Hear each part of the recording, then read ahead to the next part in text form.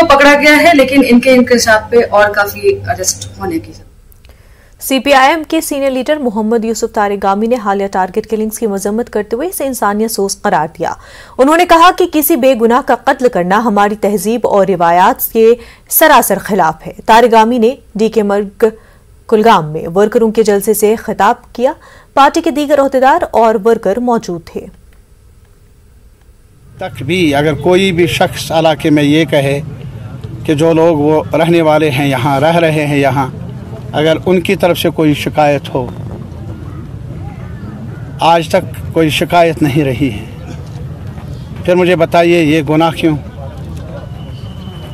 या ऐसी तकलीफ दे सिचुएशन क्यों। मैं भी दिल वाला हूँ, अगर मेरे वतन में ऐसा हो, मेरे जज्बात को भी नुकसान पहुँचता है, तकलीफ़ पहुँचती है, मजरूह हो जाते हैं हम सब के जज्बात। ये हमारी तारीख नहीं, ये हमारी पहचान नहीं।